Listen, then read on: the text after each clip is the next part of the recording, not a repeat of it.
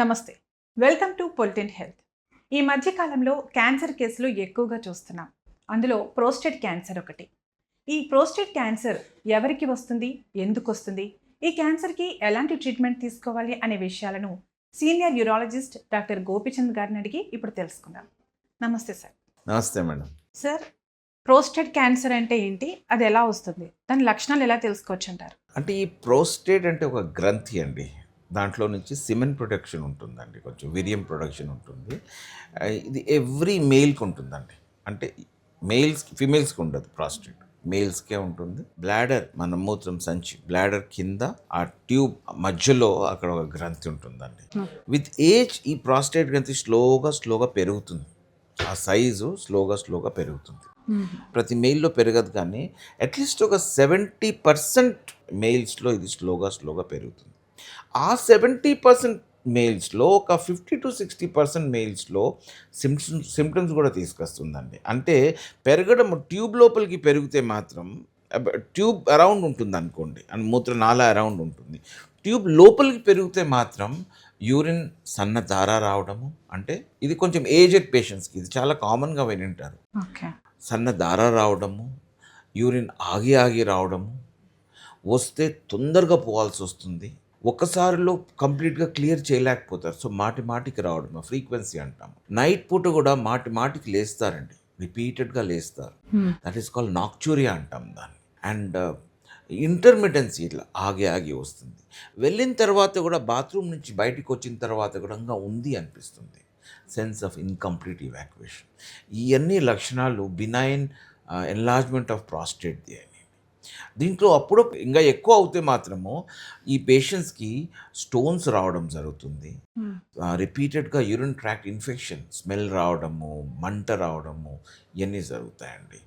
కొంతమందికి బ్లడ్ రావడం కూడా జరుగుతుంది. ఈ ప్రాస్టేట్ గ్రంథి వాప్ అనేది కొంచెం ఏజ్డ్ పేషెంట్స్‌కే వస్తుంది. అరౌండ్ 55-60 స్టార్ట్ అవుతుంది. యాజ్ ఏజ్ ఇంక్రీజెస్ ఇన్సిడెన్స్ కూడా ఇంక్రీజ్ అవుతుంది. సో, ఇది బినైన్ ఎన్లార్జ్‌మెంట్ ఆఫ్ ప్రాస్టేట్ అంటే క్యాన్సర్ కానీ ప్రాస్టేట్ ఎన్లార్జ్‌మెంట్. ఇది కాకుండా కొంతమందిలో అంటే అరౌండ్ 1% to 5% పేషెంట్స్‌లో క్యాన్సర్ రావడం జరుగుతుందండి. క్యాన్సర్‌కి మళ్ళీ ఇంతకుముందు మనం కిడ్నీ క్యాన్సర్ లాగా అర్లీ ప్రాస్టేట్ క్యాన్సర్‌కి మేబీ గ్రేట్ సిమ్టమ్స్ ఉండకపోవచ్చు అగైన్. దాంట్లో జస్ట్ మనకు తెలిసేది ఫింగర్ ఎగ్జామినేషన్ రెక్టల్ అంటాం. ఆ ఎగ్జామిన్ చేస్తే మనకు తెలుస్తుంది. లేకుంటే పిఎస్ఏ అంటే ప్రాస్టేట్ స్పెసిఫిక్ యాంటీజెన్ ఈ పదార్థం పెరిగితే మనకు తెలుస్తుంది. సో, అర్లీ ప్రాస్టేట్ క్యాన్సర్‌కి పెద్దగా సిమ్టమ్స్ ఉండకపోవచ్చు. కొంచెం లేట్ అయితా ఈ సిమ్టమ్స్ మనం చెప్పినాం కదా ఆగి రావడం ఇవన్నీ జరగవచ్చు. సో, బ్రాడ్‌గా ప్రాస్టేట్ డిజీజు బినైన్ ఉండొచ్చు, క్యాన్సర్ ఉండొచ్చు. క్యాన్సర్ ఉంటే అర్లీగా ఉంటే సిమ్టమ్స్ ఉండకపోవచ్చు. లేట్ ఉంటే మాత్రం కొన్ని సిమ్టమ్స్ రావచ్చు. ఇంక్లూడింగ్ బోన్ పెయిన్ ఇవన్నీ రావచ్చు. సో, ఇది డయాగ్నోస్ చేయాలంటే మాత్రం అగైన్ అర్లీగా డయాగ్నోస్ చేయాలంటే ప్రాపర్ హెల్త్ చెకప్, పిఎస్ఏ చేయించుకోవడము అండ్ దాని ప్రకారంగా కొంచెం లోతుగా ఇన్వెస్టిగేట్ చేయడం పిఎస్ఏని. పిఎస్ఏ లోతుగా ఇన్వెస్టిగేట్ చేయడం అంటే ఎంపీఎంఆర్ఐ అంటామండి. అయితే ఎంఆర్ఐ చేయడము, ఎంఆర్ఐతో మనకు ఎట్లాంటి ఉందా లేదా తెలుస్తుంది కొంచెము. ఐడియా ఇస్తుందండి. దాని తర్వాత మనం బయాప్సీ చేయొచ్చు. అంటే చిన్న ముక్కలు పంపిస్తామండి. ముక్కలు పంపించిన తర్వాత అది ప్రాస్టేట్ క్యాన్సర్ అని ప్రూవ్ అవుతుంది కొంతమందిలో. కొంతమందిలో నార్మల్ వస్తుంది. సో, ప్రాస్టేట్ క్యాన్సర్ అని ప్రూవ్ అయితే మాత్రము వేరియస్ టెస్ట్ ద్వారా ఆ ప్రాస్టేట్‌లోనే ఉంది అంటే మాత్రం దానికి ఎక్సలెంట్ ట్రీట్మెంట్ అవైలబుల్ ఉంది. అంటే అది కూడా కంప్లీట్ క్యూర్ లాగా. అగైన్ ఇదంతా కొంచెం హయ్యర్ ఏజ్ గ్రూప్ డిసీజెస్ అండి. అరౌండ్ 60-65 ఆ ఏజ్ గ్రూప్‌లో వచ్చే డిసీజెస్. సో, మనము ఈ హెల్త్ చెకప్స్ అన్నీ అరౌండ్ 50-55 ఈ టైంలో మొదలుపెట్టినా కూడా ఇట్ ఈస్ ఓకే. ట్రీట్మెంట్ ఎలా ఉంటుంది? ట్రీట్మెంట్ దీంట్లో ఇప్పుడు అగైన్ దీంట్లో కూడా ఏమైపోయిందంటే అండి మనకు రోబోటిక్ ప్రాస్టెక్టమీ అని has become the standard of care world over. మీరు వినుంటారు ఈ ఎక్స్ఐ రోబోట్, దావించి రాబోట్ చాలా వచ్చేసినాయండి ఇప్పుడు. సో ఇది బికాస్ ఇది బోన్ లోపల చాలా డీప్గా ఉంటుంది ఈ టిష్యూస్. ఈ రాబోట్ చాలా యూస్ఫుల్గా ఉంటుందండి మనకు. నర్వ్ స్పేర్ చేసుకొని సింపుల్గా ప్రాస్టేట్ మాత్రమే బయటికి తీసేసి మనం మళ్ళీ అనస్టమోస్ చేస్తామండి. సో ఈ robotic radical prostatectomy has become standard of care అండి దీంట్లో ఎస్పెషలీ ప్రాస్టేట్ లోపల ఉంటే మాత్రం కొన్ని కండిషన్స్లో రేడియేషన్ కూడా ఇవ్వచ్చు, అది కూడా మంచి రిజల్ట్స్ ఇస్తాయి. కొన్ని కండిషన్స్లో స్ప్రెడ్ అయితే మాత్రం మనము కొంచెం హార్మోనల్ థెరపీ అన్నీ పెట్టాల్సి వస్తుందండి దీనికి. సార్ ఈ ప్రోస్టేట్ క్యాన్సర్ రాకుండా ఉండాలి అంటే ఎలాంటి జాగ్రత్తలు తీసుకోవాలి? అగైన్ ఒక హెల్దీ లైఫ్ స్టైల్ నెసెసరీ అండి, టాప్ మోస్ట్ నెసెసిటీ. సాల్ట్ తక్కువ తీసుకోవడము, మంచి ఎక్సర్సైజెస్, ఒబేసిటీ రాకుండా చూసుకోవడము, షుగరు బీపీ ఏమన్నా ఉంటే కంట్రోల్ చేసుకోవడము. ఓకే.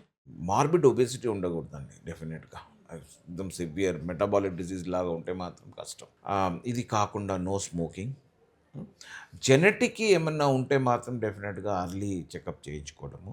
రాకుండా కొంతమందికి మనం చేయలేము, కానీ మనం అర్లీగా డయాగ్నోస్ చేసినా కూడా మనం కంప్లీట్గా క్యూర్ చేసుకోవచ్చు, లేట్గా డయాగ్నోసిస్ చేయకోకుండా. సో అర్లీ డయాగ్నోస్ చేయాలంటే మాత్రం హెల్త్ చెకప్ చేయించుకొని ప్రాస్టేట్ స్పెసిఫిక్ యాంటీజెన్ పిఎస్ఏ, ఇది ఒక బ్లడ్ టెస్ట్ అండి సింపుల్గా. అది చేస్తే మాత్రం అది నార్మల్ వాల్యూలో ఉందా లేదా తెలుస్తుంది మనకు. అబ్నార్మల్ ఉంటే మాత్రం కొన్ని టెస్ట్లు చేసుకొని ఎంత అర్లీగా పికప్ చేసుకుంటే అంత మంచిది. అర్లీగా పికప్ అయిందనుకోండి ప్రాస్టేట్ క్యాన్సర్ కంప్లీట్ క్యూర్ అవుతుంది. లేట్గా పికప్ అయితే కొంచెం కష్టాలు ఉన్నాయి, కొంచెం పుష్ చేస్తూ ఉండాలి మనం. ఈ సర్జరీ తర్వాత ఎలాంటి ప్రికాషన్స్ తీసుకోవాలి?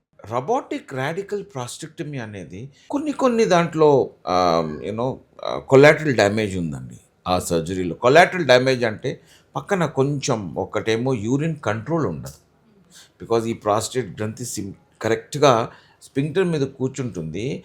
10% మందికి కంప్లీట్గా యూరిన్ కంట్రోల్ ఉండదు, అంతే కంప్లీట్ ఇన్కాంటినెన్స్, నడిచినా కూడా డ్రాప్ పడుతూ ఉంటుంది మెయిల్స్కి. సో అది మనం కొంచెం ఎక్సర్సైజ్, కీగల్స్ ఎక్సర్సైజ్ చేసుకొని డైపర్లు వాడి స్లోగా ఒక 3 to 6 months పడుతుందండి అది కంట్రోల్ అయ్యేదానికి. సో అంతవరకు కొంచెం కష్టాలైతే ఉన్నాయి. ఎంత గ్రేట్గా ఆపరేషన్ చేసినా కూడా ఇన్కాంటినెన్స్ మాత్రం ఒక 10% పేషెంట్స్లో ఉంటుంది. దానికి ఎక్సర్సైజ్ చేసుకోవడము ఇవన్నీ చేసుకోవాలా స్టార్టింగ్లో. స్లోగా ఒక 6 monthsలో వాళ్ళకు ఇంప్రూవ్ అవుతుందండి.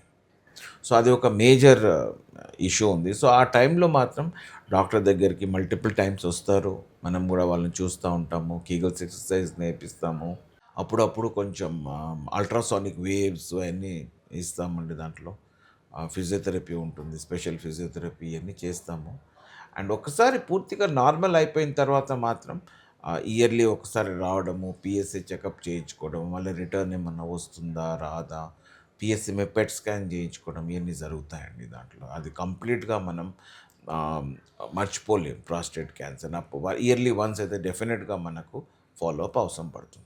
ట్రీట్మెంట్ చేసుకున్న తర్వాత కూడా అది మళ్ళీ వచ్చే అవకాశం ఉంటుంది? కొంచెం ఉంటుందండి, ఏదో జీరో ఉండదు.